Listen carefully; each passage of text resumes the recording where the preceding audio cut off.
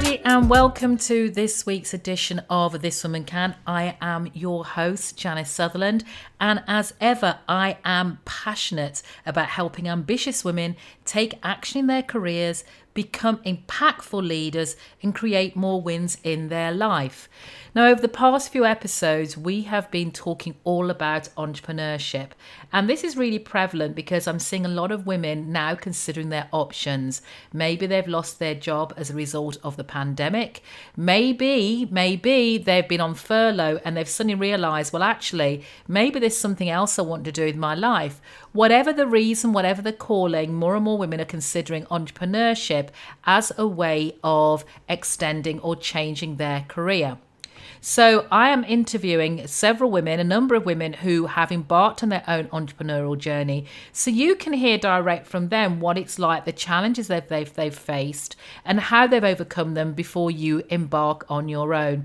And interspersed with that, I'll be doing solo episodes where I'll be giving you hints, tips, advice, guidance on where to go if you want to start your own entrepreneurial journey. Admittedly, I commenced mine about 3 years ago now, and I've had zero regrets. I'm in well placed right now that with the pandemic, I haven't had to have too much adjustment. I've maybe had to pivot a little bit in my business, but was the best decision I've definitely made for this stage of my career. So I want to introduce to my first guest. This is Shawna Kaye Lester. And Shawna Kaye has really found her niche. And she'll explain all about niches in the interview and why she does what she does. So basically, she helps ambitious college, graduate school and medical residency applicants with their applications to top colleges and grad schools in the US. So without further ado, I'll introduce you to Shawna Kaye and this week's interview. Hey everybody, and welcome to this week's edition of This Woman Can. And as you know, I am talking to women in entrepreneurship. And I must admit, when I put that shout out for who should I speak to, whose stories do I really need to hear, Shawna Kaye was one of the first. Shawna Kaye Lester is one of the first that was submitted. So Shawna Kaye, and I was intrigued when I read her bio a little bit more. So I'm really looking forward to this conversation. So Shawna Kaye Lester, she's the owner, CEO, founder of Memorable Essay.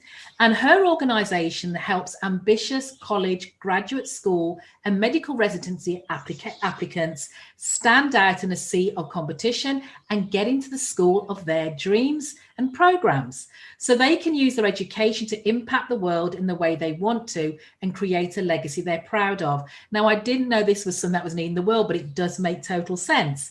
And since 2007, she has helped more than 400 clients get into some of the most selective, and I mean selective, colleges and grad schools in the US and around the world, including Penn University, Harvard, Princeton, Yale, to name but a few. So I am delighted to have Shawna Kaye as my guest today. And Shawna Kaye, welcome to This Woman Can. Thank you, Janice. Thank you so much for having me here today. You're welcome. You're welcome. So as I said, you have I suppose the journey, because it's not an obvious thing. The role you do now, what Memorable Essay does, isn't something people jump up out of bed saying, this is what I'm going to do. So tell us a little bit about your journey and how you got to where you are today. Wow. Probably I'd say I got here through inspiration, really doing for other people now what others have done for me. So I grew up in Jamaica. Woo woo. Hi, if you're Jamaican. You know how people say good morning to everybody in Jamaica and no one else? I'm joking. But I grew up in Jamaica and I completed high school here. And then through the support of several mentors, perhaps two key ones, my high school principal and my college counselor, I ended up going to Bates College in Maine. Landed in the hands of many wonderful mentors there as well, just some really sweet people. And so in being there, I got involved in work in the admissions office and actually in the advancement or development office as well. And so I was seeing, first as a junior actually in college, I was seeing, people come through interviewing for Bates, and you could tell that some people were super prepared and some people had no idea where they were. I mean, like gum comments like, oh, what time is the earliest class? I'm not a morning person. And so you're realizing, wow, nobody, prepped you for this interview, though we don't want you to be fake. So really just realizing this difference in how people were presenting themselves, and that it both on paper and when they spoke about themselves, and knowing that that would really make a difference in their admission outcome. Okay. So that sort of like woke me up to it. Then after graduation, I returned to Jamaica. I worked with the same program that had prepared me for college with my, wonderful mentor. So got more experience there.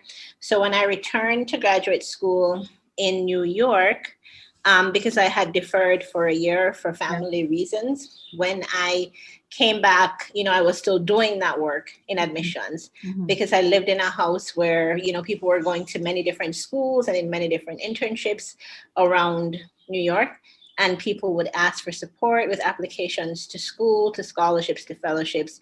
And then, of course, when the volume got really high, I started charging. And so, I mean, these were like ridiculous fees, like 17 cents per word. And it grew from there. Yeah. So when you went to university and did your internship, what did you go to school to study? Sure. At the undergraduate level, I did a biochemistry major and a Spanish major. So I was a double major. I completed the pre-medical track, although I ended up deciding against it. But what happened is that at Bates, if you're on a pre-med track, one of the majors that most easily lends to is biochemistry, because you basically do all the same courses, I think, except for biochem. So that was how the journey started at the undergraduate level. Okay. So science to memorable essay. Right. Or medical, shall I say, how did that transition go down, that pivot go down with the family? Because I know what it's like. We see as parents, and I'm talking as being a parent, we have this journey and what we see our children are going to do, and we put you through school, and then all of a sudden you say, sorry, parents, not going to do it anymore. So it's funny because that actually happened to me twice, because when I got into Bates, I think a day or two before driving to campus, I actually got word from UMONA that I had gotten into their medical school. And because my mom had worked there for decades, it would have been at subsidized rate, nicely subsidized. So there was all this emotion around that time, because here I am in New York, waiting to drive up to Maine. And my mother actually did not speak to me on the whole ride up to Bates. Yeah. Wow. And she is somebody who cares about me a lot. So I knew her heart was in the right place, but that was very traumatic actually, because here you are and you're really excited for college and you're driving there and you're not being spoken to because you made this choice, to do this thing.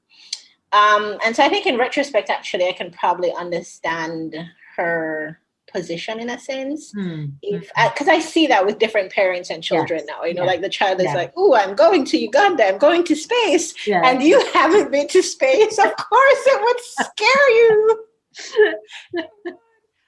So in that sense, I think by the second time I decided to not choose medicine, it was just not something that she was over, because the first time had been such a thing. So I actually went to what did I do? I went to public health. No, I went to journalism school first, sorry. And then I went to public health school. And it was actually going through the process, which I encourage anybody to do. It was actually going through the process of taking the MCATs, applying to med school, interviewing for med school, that showed me that this was not something that I really wanted to do, in the sense of, I think, if you go to school, it's one thing, but to excel in a career, it's another thing. Absolutely. But I had to go through the whole process of applying the second time, interviewing a second time. And it was on the ride back from an interview in New Hampshire that I was like, girl, you don't really want this, and so we set about working. And it kind of went from there. Fabulous. So, those choices, those are very, what I'm looking for, deliberate choices. And I think a lot of women obviously face choice and have these internal battles. So, and obviously there's an element of confidence, because you have to feel, if I'm turning down what is almost a sure thing to go into something unknown, there's a level of confidence that's required there. So how do you keep yourself confident? How do you go through that process from a mindset perspective? I think I'd probably have to switch that up a little bit. And if you want me to speak about confidence specifically, I can later. But honestly, I feel like that decision was probably more fear driven, because I believe I left for college because I was afraid of not seeing my maximum potential. Wow. And I felt the same thing with medicine. It just felt like, I don't know how I did, but very early, I just realized the connection between truly being excited about what you're doing and excelling in it. Like, being one of the best in the world at it, basically, if not the best. And I couldn't feel it. I could not feel it with medicine. I remember once we had a bio lab and we had to dissect a rat, and I went to the teacher and I asked her for special permission to excuse me, and she did, because it was just so upsetting to me.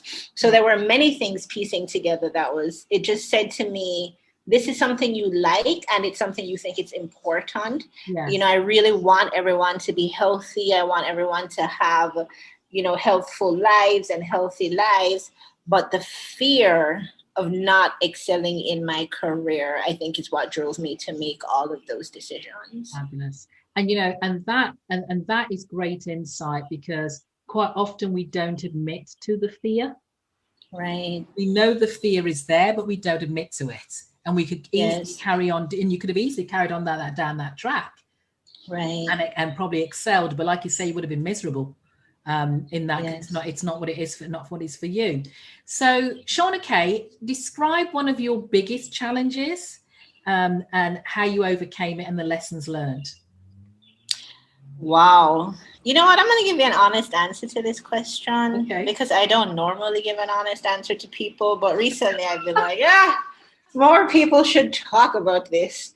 But I think outside of leaving college, one of my biggest challenges has been being a caregiver for my mom for the last 5 years. Right. And I think that that's actually an important discussion that I'd like to hear more of in the mainstream, especially for women who are holding down 9-to-5s or running businesses, because it is a whole different world, or whatever. Is it Jasmine on the carpet? A whole new world.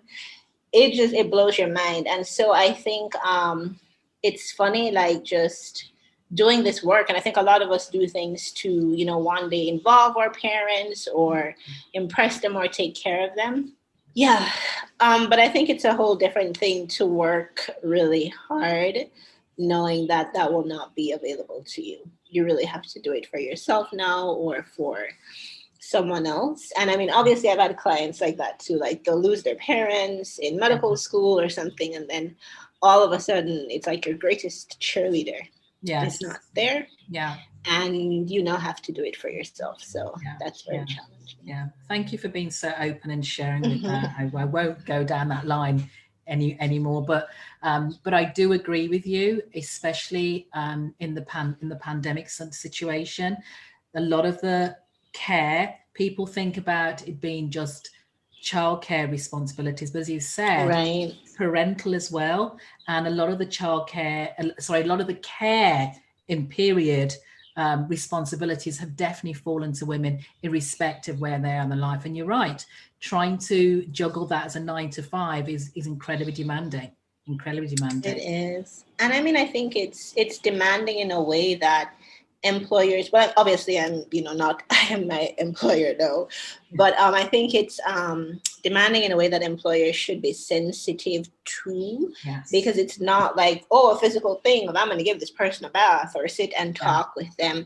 It's also very, emotionally involved. It's finance, it's psychosocial, it's a lot of things. So that's a big challenge for me, and it's becoming a bigger and bigger challenge for women around the world in jobs and running businesses. Absolutely. So, Shawna Kaye, you seem like you're a very bright, obviously very bright woman. So, what has been would you say has been your biggest career triumph so far? Oh, wow. The day when I sat at my job and was like, this is not it for me. I don't know how, but I'm pretty sure at what my salary was at the time. I wrote it down. Then, when you're going through things, I wrote it down and I did all this math.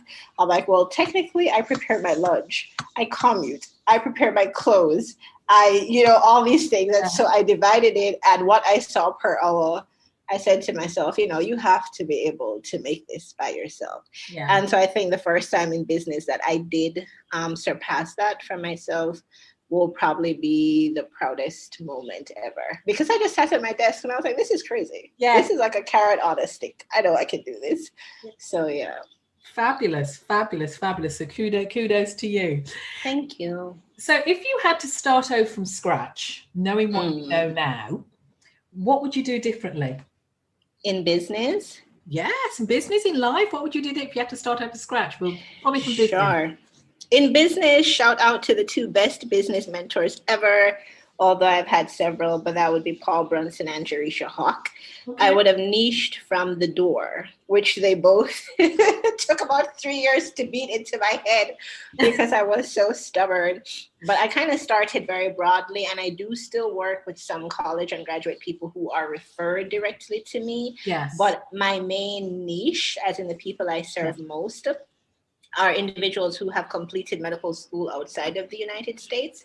So they're international medical graduates and they want to return to the United States or to go to the United States for the first time to train in residency, which is how they specialize in medicine. And obviously, having gone through the process in, 2 countries, 2 regions, really, and being a journalist and somebody who understands healthcare from more of an HR sort of perspective, it's the perfect niche for me. And I was just so stubborn about niching down from the door, despite what these people were telling me. So I would definitely do that differently. And it's a lot of things people struggle with niching because they don't understand that if I'm making my pool of people, potential clients, smaller, how am I going to get bigger? Exactly. Yeah. You feel like you're missing out. Yes. So how did you overcome that feeling of, FOMO, fear of missing out? Right. So I think the theme that's coming up here is me making decisions based on fear and frustration, when sort of like the fear is too much now and the frustration is too much rather than logic. But I'm trying to serve everyone and realizing that you actually cannot serve everyone well, especially when you're super small. It's just me and a VA. I'm at the point of, growing beyond that, recruiting to grow beyond that. But just being frustrated that, I can't serve everyone the way I want. It's hard. You can't talk to a college applicant the same way you can talk to a medical residency applicant. And so realizing that I was actually going to be stagnant is kind of what kick-started it. And then once you do start niching down, something really amazing happens. You realize that people are asking you for more and more things. So you can provide them more and more services, which I didn't know before. Yeah. I was like, but I could do this.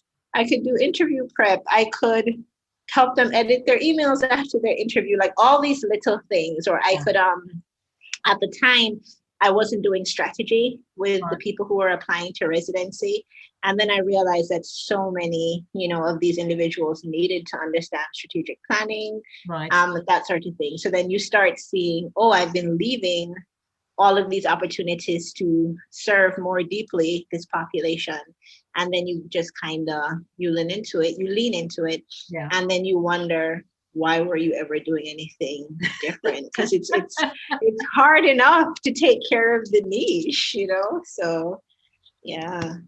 Excellent. And you've mentioned a couple of times the benefit or how fortunate you've been to have mentors. Talk to me about your mentors and the whole process and what you get out of having those there available to you. Business mentors or in Yes. general? Well, in general, Okay. just mentors. I think as women we talk about mentors, but I don't. And I'm not sure if people understand some of us understand the benefit of having mentors and how that the fact it's a two-way process. Yeah.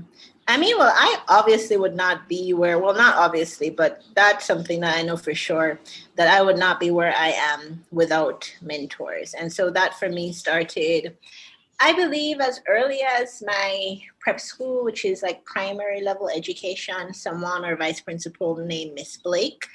At the time, as it is with some Caribbean families when, they're trying to make it, my mom had gone away to work for a year or something. Right. And I just remember having a difficult time adjusting because of that. But I remember Miss Blake really being there, asking me how I was doing, staying in touch with my mom. I still talk to this woman today, right?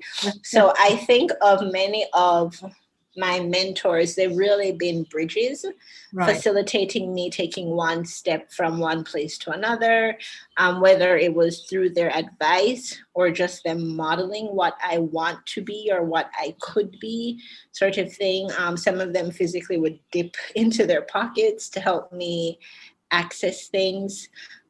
So for me, I think when I think of mentors, I think of bridges, maybe stairs helping you to get to levels one you probably didn't even know exist.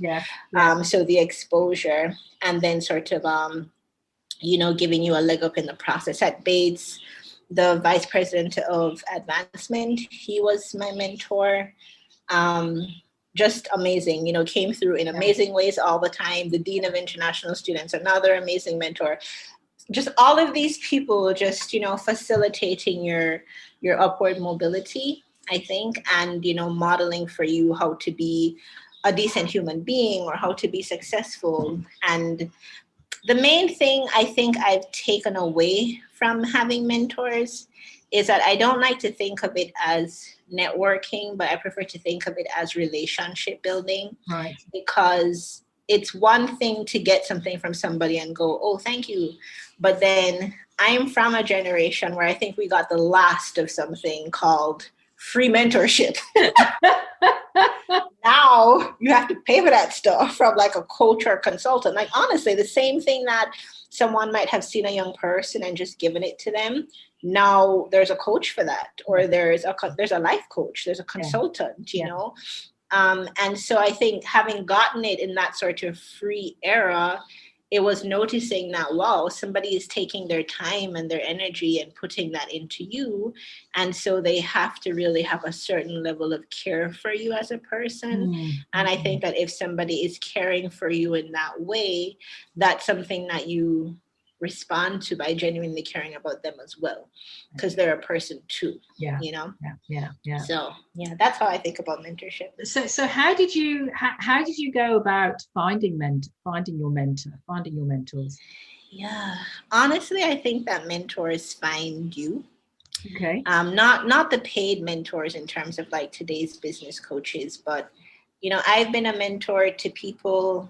And I really just think it's something that catches their eye. But the role that you play, I believe, is in the part of making them stay. So let's say, for instance, I'll talk with a young person, they ask for advice. I never know if they use it or not. Yes. Right? Yeah. Those are things that I think in my generation, you knew better. You would tell people what you did, how you're coming along. You would involve them. So I think in that sense, I've really been fortunate to have people just notice what I'm doing and think, okay, I could lend her some support. In this sort of new era with, paid coaches and so on, I always look for people who I believe share my values. That's very important to me, because it would be very hard for me to take instruction or guidance from somebody who I don't like your overall life or lifestyle or, I mean? So I look for that. And I think people who are and I think that would be somebody like a Paul, and people who are very transparent, which is who Jerisha is. Not like, I got here by magic, but they can really show you step by step how they got there and give you the blueprint. Because I think those are people who people who are satisfied enough with themselves to show you their blueprint, and I think this is very important, they don't mind if you one day excel beyond them, because they know it takes more than the blueprint. Like, they're giving you the blueprint, but you now have to work it, you know? So when it comes to me choosing people, definitely that I can resonate with their values. They have receipts of achieving what they say that they have achieved, and they're not stingy with information, you know? Yeah. Fabulous. Thank you for that. So what advice, Shawna Kaye, would you share with women embarking on their own entrepreneurship journey? Yeah. Understand as much about what you're about to get into as you can, because as I've gotten into this more deeply, and it's been 5 years, I'll be honest that I would love to have grown, you know, this business. Not, I wouldn't say larger, but probably, obviously it's business, so you want it to be, you know, functional and financially stable. I'd love to be more profitable, but I'm also quite proud of where it is. And having gotten into it, I've noticed that there are levels to this thing. All right. And so it's like every time you unlock one level, you're like, oh, but there's that, you know? So you don't want to be on like an endless chase.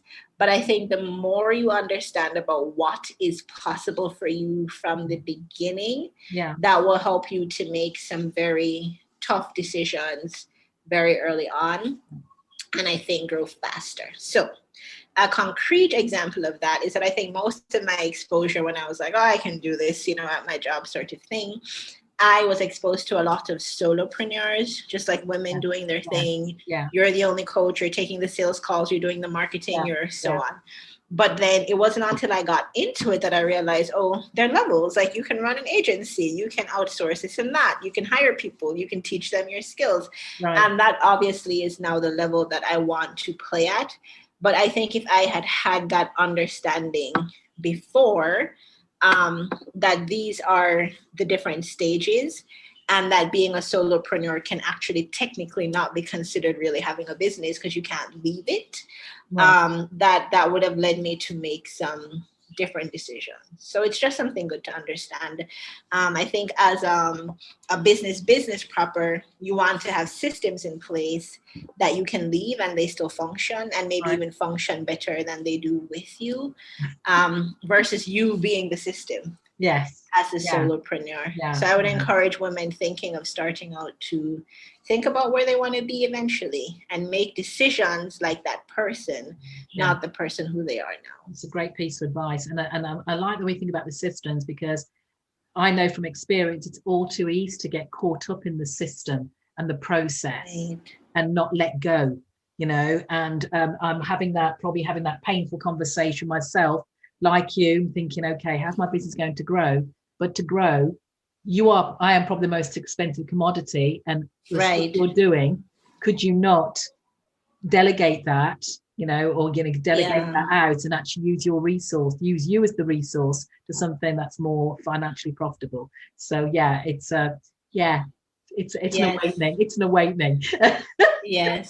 And there are beliefs that have to die. I think one of the things that can end up working against women who are very confident in their abilities is that will keep you stuck.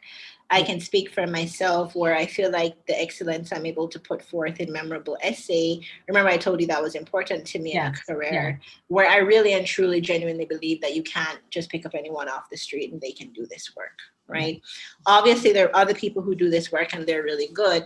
I happen to know also that I am really good at what I do. So the idea of putting my precious clients into the hand of somebody who might, you know, not get the amazing brand that just came out of that person's mouth if they were listening closely, you know, or because I have worked with people in a freelance manner, or had people work with other people then come to me, and I'm like, but I can see this immediately. Like, I can see what's going to get you in. I'm going to see what's going to get you $30,000. So having to, I don't know, just let go of that obsession that you have to be the talent as well. That's a lot of work, because the talent is a major part of the system. Thank you. Thank you. Mhm. So Shawna, share with us a success quote or a mantra that you use and why it's meaningful to you. Ooh. Okay, I think the way I think of success is probably one of the things that's most important to me. Um, and that would be that the minute that you start chasing someone else's definition of success, Yes. you've lost or you're in bondage. Yeah. That of course is the reason I was able to leave a job on Fulton Street. One of my friends described it as the immigrant's dream, right? Adjacent to Wall Street and the waterfront. But just realizing when something doesn't make sense to you or for you, Yeah. that has been very important to me. Like it has to be success on my terms, because otherwise you're really just running around chasing something abstract. Yeah. And the question I often ask towards the end, what I'm going to ask you about as we talked about the definition of success, is instead of asking what the success looked like, I ask people what the success feel like. That is an easy one for me. Success feels like freedom, especially when it comes to time freedom. Right. I have female friends who are in, corporate America, I don't know, name any country, they're there, right? And they love their 9 to 5s and they have amazing mentors and so on. However, that was not my case in terms of my first job after graduate school. And I think having such an, I'd say straight up like abusive first work experience through our department's director, who, eventually they let go, that really sort of slapped me in the face, right? Like the idea that, wow, I could spend the next 10, 20 years having to take directions from someone who I don't respect, having this person decide when I can take time off. My grandmother died when I was in that job. I got 3 to 5 days of grief leave, which is hilarious. So I grieve in 5 days and come back. I just knew that would not sit well with me. Right. I don't think entrepreneurship is for everyone. Yeah. And I also don't. So I don't think that entrepreneurship is for everyone. But at the same time, I think that means that a 9 to 5 is not for everyone. So, you just find, you just find what works for you, basically. Yeah. And for me, I think in whatever you're doing, you should feel free. You should feel respected. You should feel like you have control over your time, whether it's a job or it's your business. You shouldn't feel like somebody is building something on your back and you're not being compensated, So you shouldn't feel like somebody's building an amazing business off of your back and you're not being compensated. It shouldn't feel like your clients are getting the world and access to these life-changing opportunities and you're not being compensated. Yeah. So success feels like freedom of time and just overall freedom. Fabulous. Great answer. And I knew that's what your answer would be. I knew it'd be really freedom. I knew it'd be freedom. Someone said, I knew it'd be freedom. Why? Just as a lot of the way you talk and the actions you've taken, I could see one of your values for you was freedom. Okay. Anything you do, I could see that's one of your values. So, Shawna Kaye, we're coming down to the last couple of questions now. Okay. The one thing for me, the first one here is I'm interested to hear about this one, is what advice would you give to your teenage self? In the words of Esperanza Spalding, there is nothing wrong with me. I think sometimes when you want different things from a very young age, people can tend to kind of, the ostracization begins. Yes. And so, I would use the words of this bass player, singer. She has a song. And in it, she says, there is nothing wrong with me. That's what I told myself. And I think that's great because traditionally, I certainly know I was raised to study, get a job. Yes. The notion of entrepreneurship was for something where people, it's a bit of a loser role because you're doing that because you can't get a job. Right. Not that it was a choice. And I know I left the corporate world at the heady heights to do entrepreneurship, and people looking like, what? You got a good job? I'm like, yeah, but like you, my values had changed over the years. It wasn't financial. It wasn't a financial. It was more about freedom. It was more about doing things that I wanted and treating people the way I wanted to treat people and stuff like that. So I can totally empathize with you when you talk about the freedom and having that, making that choice. There. So what are the 3 things you've learned about yourself during your career, Shawna Kaye? Wow, that I am driven by the fear of not excelling would be the first one. That I might need a bit of pause in between, but I think that would be the first one. Yeah, I think the other thing which I used to joke about, I would just tell people, "Oh, I'm Jamaican, ha ha ha." I say it like it is. I can't pretend. That was just a joke when I was younger, but I really believe that that is a part of my value system and personality. I really I don't have the energy for pretense, you know?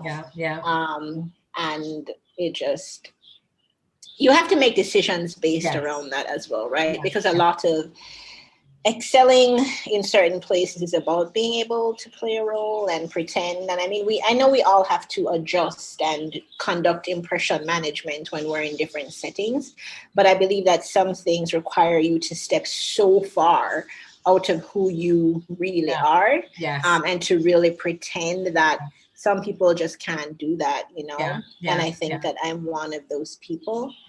And I think maybe the third thing is that I can be afraid of my own ambition, which is probably the scariest discovery of this whole journey.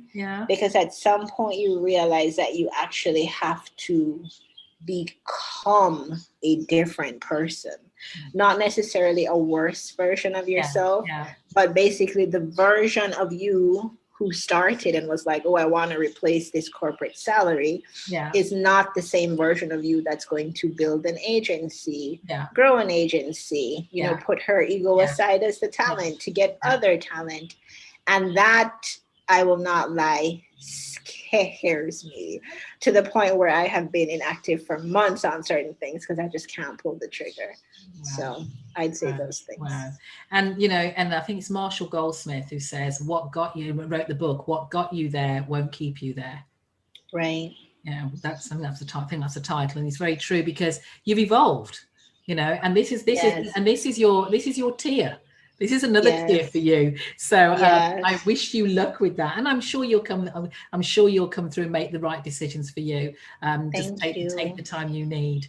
So my last question, Shawna Kaye, as I've jumped my questions around a little bit, is where will we find you typically on a Saturday morning at 10 a.m.? Ooh, in my room, carefully writing a list of groceries.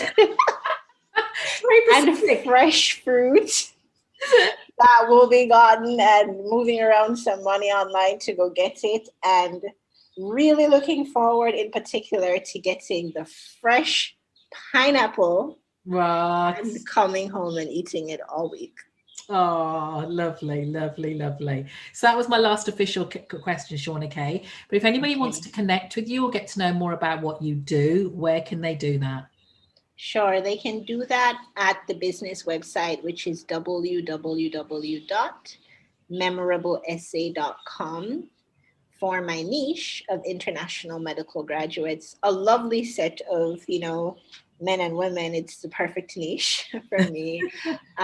They can go to www.imgresidencymatch.com. There's a free training there. And of course, I'm on Instagram at Memorable Essay. Fantastic. I'll make sure I put all the links in the show notes. So when people can connect with you, they can do so. So Shawna Kaye, that was my last question. Thank you so much for your time this afternoon. It was a fantastic, delightful interview. Thank you so much, Janice. It has been a pleasure to meet you and all of the other wonderful women who you've spoken to. I also have a podcast, so I know this is a lot of work. So thank you for investing your time and energy. Oh, what is my podcast? It's called the IMG Residency Match Podcast. And it's basically available on every platform where there are podcasts. But Fantastic. yeah, I know it's a lot of time and energy. So thank you for taking the time to interview me and to include me. Thank you. You're welcome. Take care. Take care. Now, as I said, wasn't that such a great interview? And what I loved about the interview with Shawna Kaye is the fact that she managed to niche down, as she described it, niching down, which means she really focused on one particular aspect of her clients. Because sometimes, so often, we are really focused. We think we have to go after everybody. And if we don't go after everybody, then we're potentially missing business.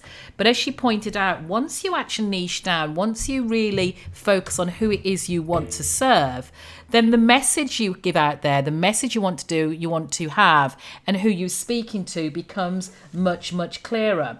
And I also love a couple of things that she pointed out for her, or pointed out for me, was the fact she said, don't let fear drive your decisions. That was really, really clear in the fact that she'd held herself back. She'd found herself holding herself back because she was fearful. And she was fearful not of failing, mind you. She was fearful of being successful. So she was really scared that if she did too well, what that would mean for her. So making decisions, and the other thing she said was making decisions on who you want to be and not where you are now, and having success on her own terms. So I really, really love that about her.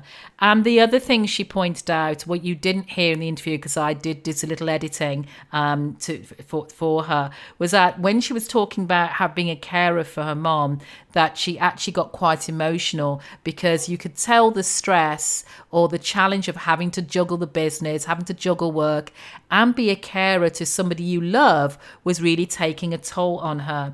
And so many women are finding themselves in that situation now, not just being entrepreneurs, but also just working for organizations, that the burden of care has fallen back on women. So if you find yourself in that situation, if you find that you're struggling a little bit and you want to speak, or you want to have a bit of a break, really don't forget that you can speak up. Look for the help you need.